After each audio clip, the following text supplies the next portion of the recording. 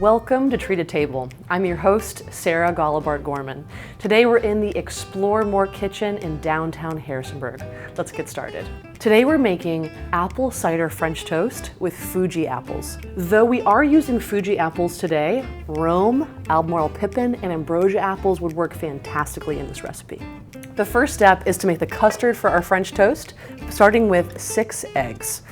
So we're gonna crack them into this bowl. You wanna use one preferably with a spout, because I might be pouring this over our dish later. So why make a baked French toast? Well, French toast on the stovetop is a wonderful thing to make, but baked French toast just makes the whole process go a whole lot faster.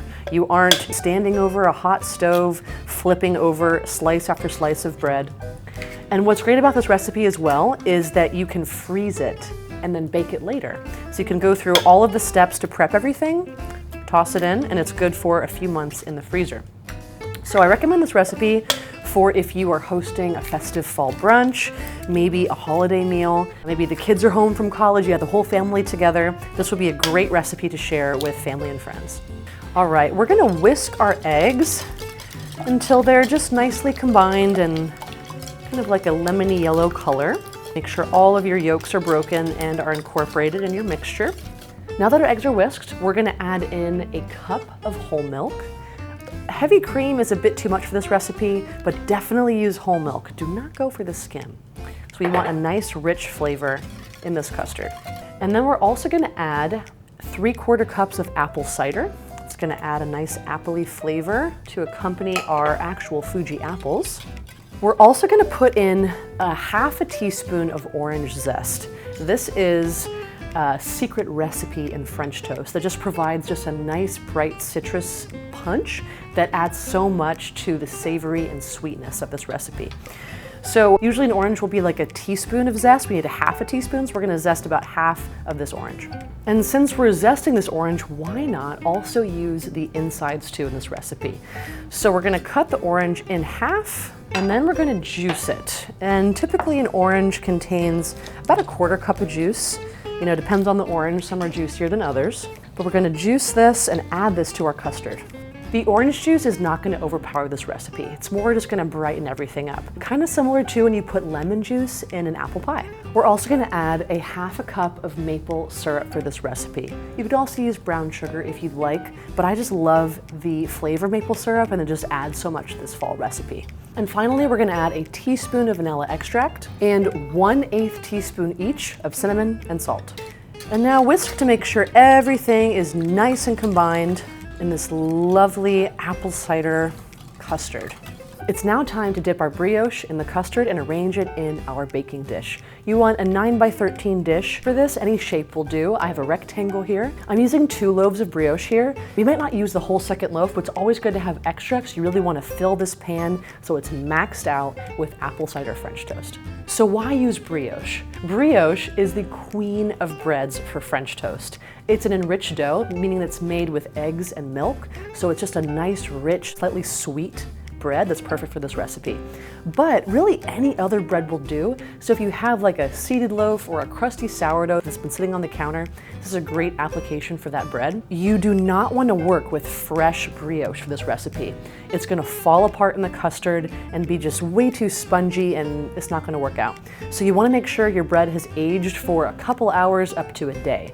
If you run out of time, you can pop it in the oven at about 300 for about 10 to 15 minutes until it feels nice and dry. So you're gonna take each slice of brioche and submerge it in the custard, making sure that both sides are fully saturated.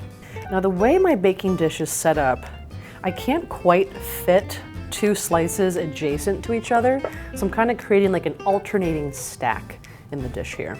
And this slightly dry brioche is absorbing the custard beautifully and really holding up nicely. It's okay if you have some gaps in between your slices because later on we're gonna be making a lovely saucy apple mixture that can go so nicely in between those slices. Now that our bread is all in our baking dish, we're gonna pour the leftover custard over top of those slices and make sure everything is nice and saturated.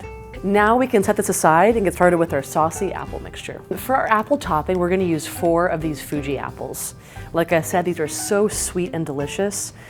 And I love to eat them fresh, but they're awesome in cooked applications too, like this baked French toast recipe.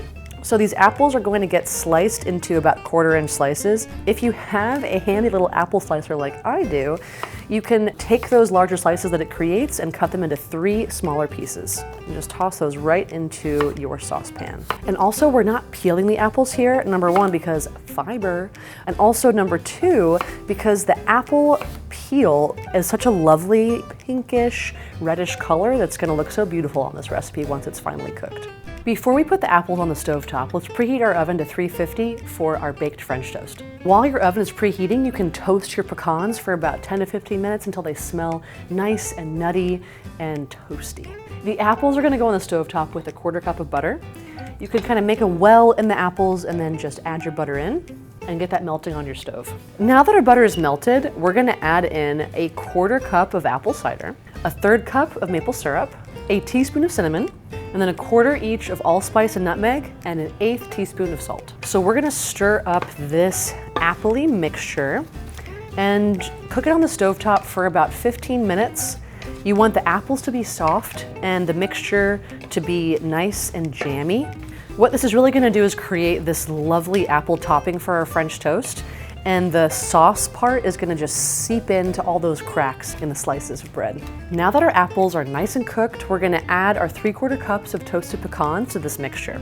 And just stir them till they're evenly coated in that nice sauciness. And now we're gonna add these to the top of our beautiful French toast.